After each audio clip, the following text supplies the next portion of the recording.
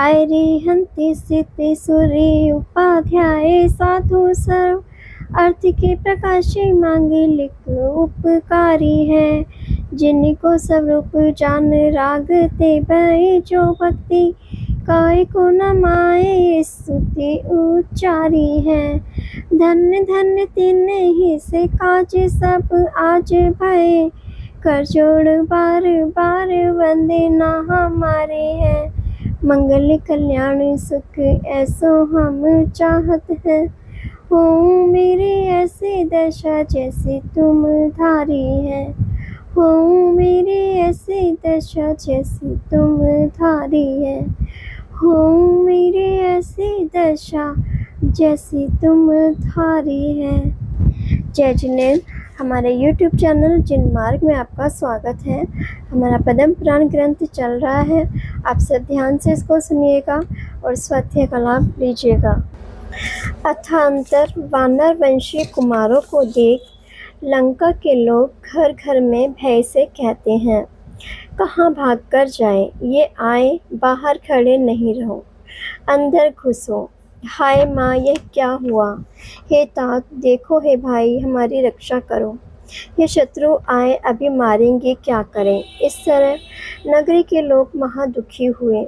लोग भागकर रावण के महल में आए, अपने वस्त्र हाथ में ले एवं बालकों को गोद में लेकर स्त्रियां भागी हुई जा रही हैं।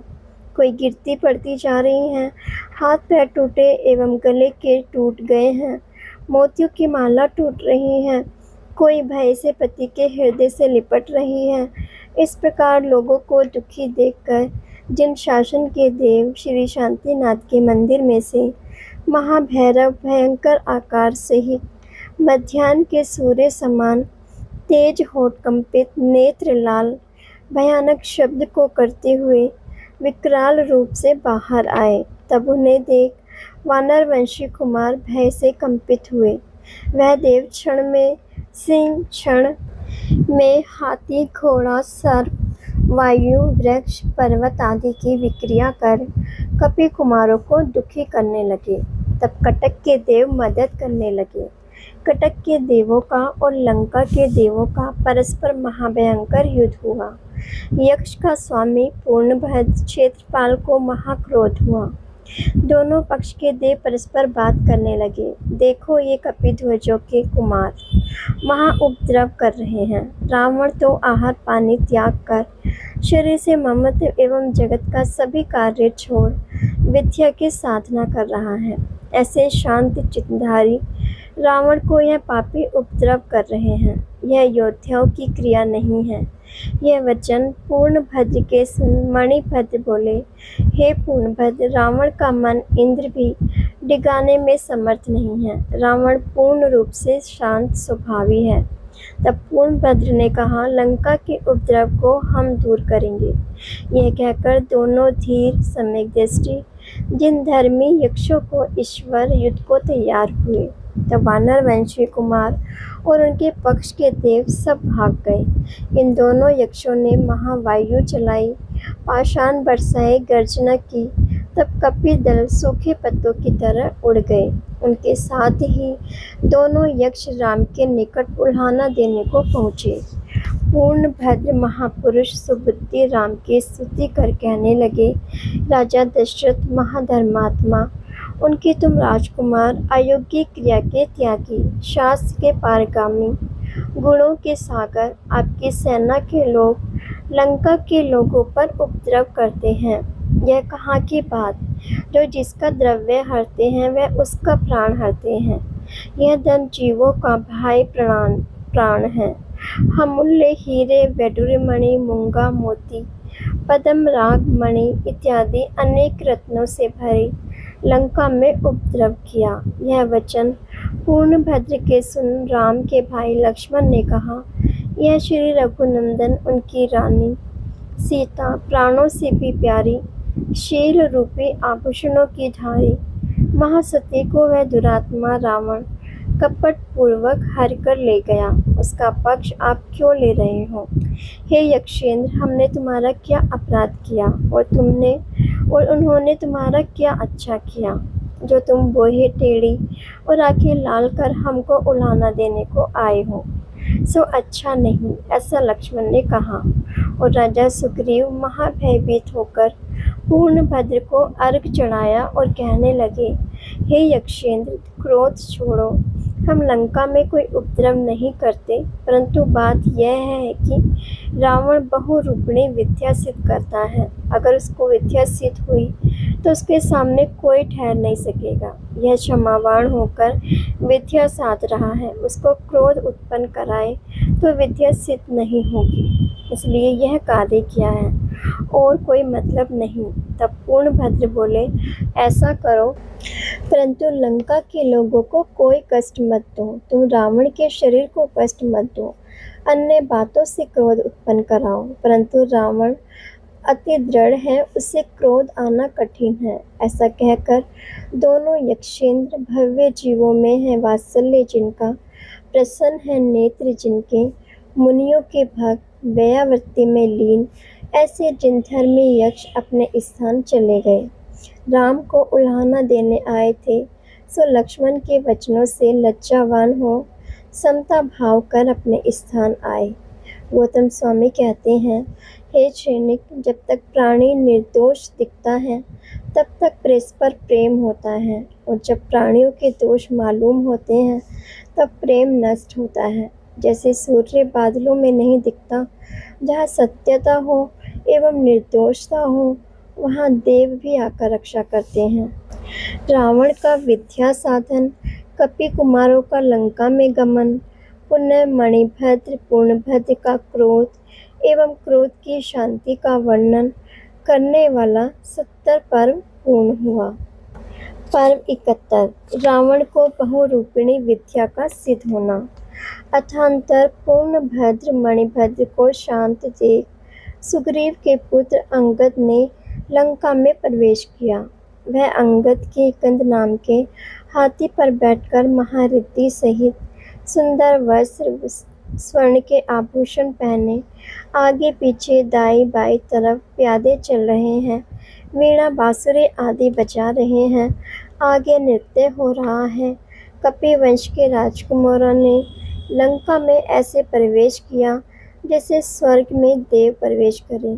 लंका में प्रवेश करते अंगद को देख स्त्रियां परस्पर कहती हैं, देखो यह अंगद रावण के राजभवन में चला आ रहा है, इसने क्या सोचा है, यह क्या करेगा। इस तरह प्रजा के लोग बातें कर रहे हैं और अंगद आदि सब रावण के राजभवन में पहुँचे। वहाँ मणियों का चौक देख उन्होंने जाना कि यह सरोवर है तो परेशान हुए। पुनः ध्यान से देखा तो जाना कि यह मणियों का चौक है। तब आगे गए, सुमेरु की गुफा समान रत्नों से बना मंदिर का दरवाजा देखा।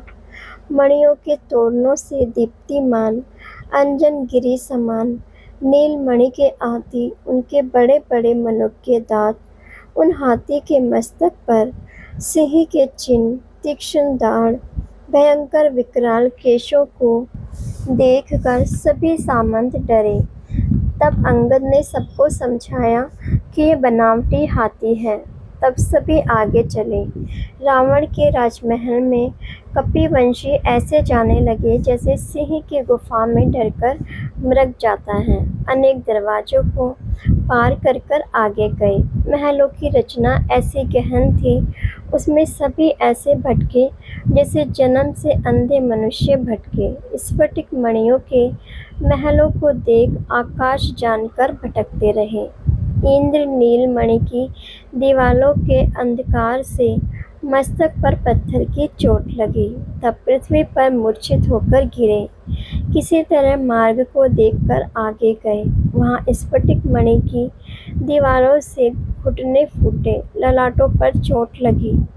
पुनः वापस जाने लगे तो मार्ग नहीं मिला। सामने एक रत्नों से निर्मित स्त्री को देख साक्षात स्त्री जानकर उससे पूछा तो वह क्या कहे। तब वे आगे गए, वहाँ स्फटिक की भूमि पर गिरे। पुनः उठकर चले तो सामने शांतिनाथ भगवान के मंदिर का शिखर दिखाई दिया, परंतु स्फटिक मणि की दीवार बीच में थी, इसलिए वे जा नहीं सके। तब एक रत्नमयी द्वारपाल को देखा। उसके हाथ में सोने की एक छड़ी थी। उससे कहा कि श्री शांतिनाथ भगवान के मंदिर का मार्ग बताओ। तो वे क्या बताए। तब उन्होंने द्वारपाल को हाथ से मारा तो मारने वालों की उंगली ही टूट गई। पुनः आगे गए तब देखा कि ये इंद्र नीलमणि का दरवाजा है। वहाँ एक बोलता हुआ मनुष्य मिला। उसके बाल पकड़कर बोला कि तू हमारे आगे आगे चल और शांतिनाथ भगवान का मंदिर बता। जब वह आगे चला तब वह निसंकोच होकर मंदिर में पहुँचे। जय जयकार कर पुष्पांजलि चढ़ाई।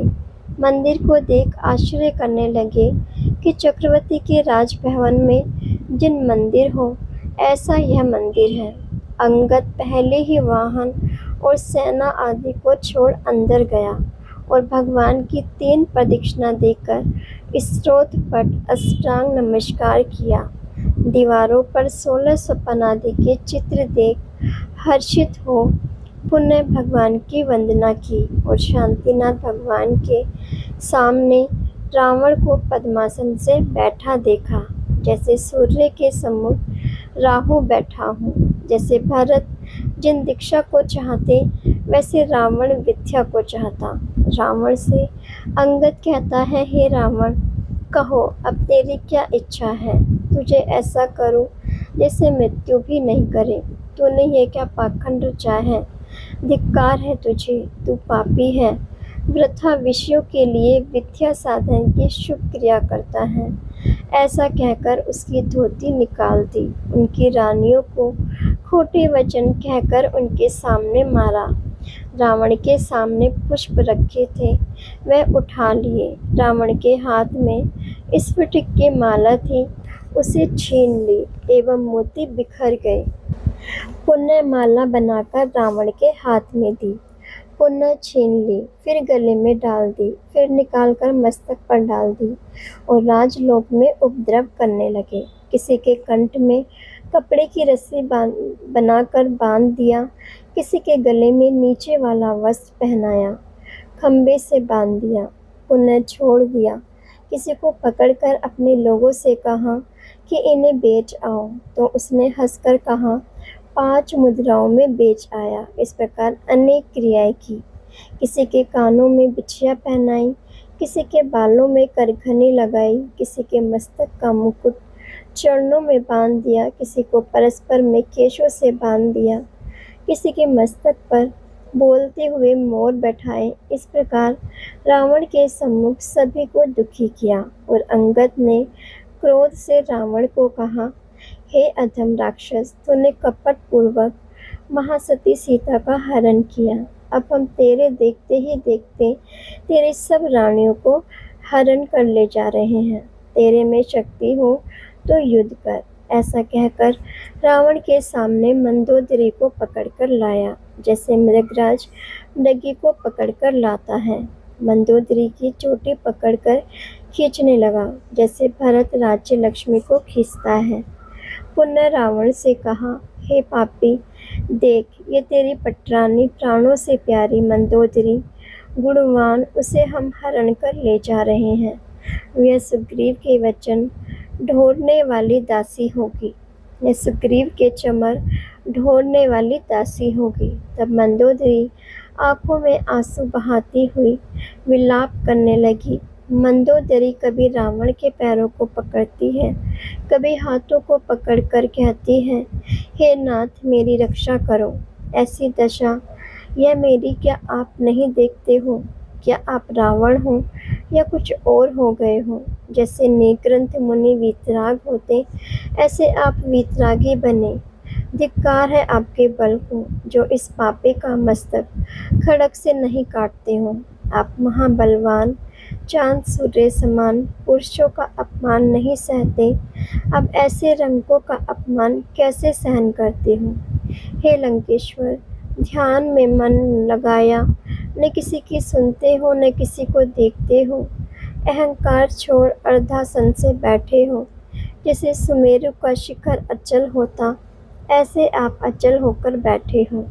विद्या की आराधना में निश्चल शरीर महाधीर ऐसे बैठे मानो काट के हो या चित्रांग के हो। जैसे श्री राम सीता का चिंतन करते, ऐसे आप विद्या का चिंतन करते हो। विद्या की प्राप्ति के लिए सुमेरु के समान स्थिर हुए हो। जब इस प्रकार मंदोदरी ने रावण से कहा, उसी समय बहुरूपिणी विद्या दसों दिशाओं में प्रकाश करती हुई जय जयकार शब्द का उच्चारण करती रावण के समीप आकर खड़ी हुई और कहने लगी, हे देव, आज्ञा से उद्यमी मैं आपको सिद्ध हुई। मुझे आदेश दीजिए, चक्रवर्ती और अर्ध चक्रवर्ती को छोड़ और कोई आपकी आज्ञा से विमुख हो, उसे मैं वश करूं। इस लोक में मैं आपकी आज्ञाकारिणी हूँ। हम जैसों की यही परंपरा है कि हम चक्रवर्ती से समर्थ नहीं, और जो तुम कहो तो मैं सभी राक्षसों को जीतूं एवं देवों को वश करूं।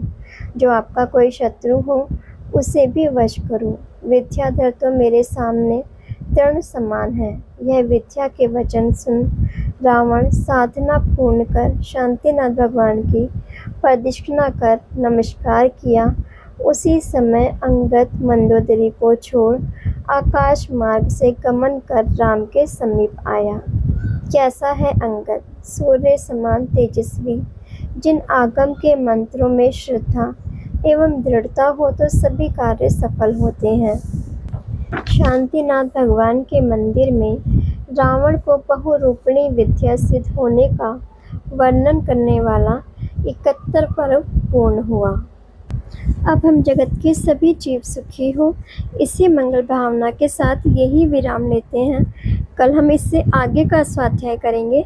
इसे आगे सुनने के लिए चैनल को सब्सक्राइब करें, लाइक करें और शेयर करें। जय जिनेन्द्र।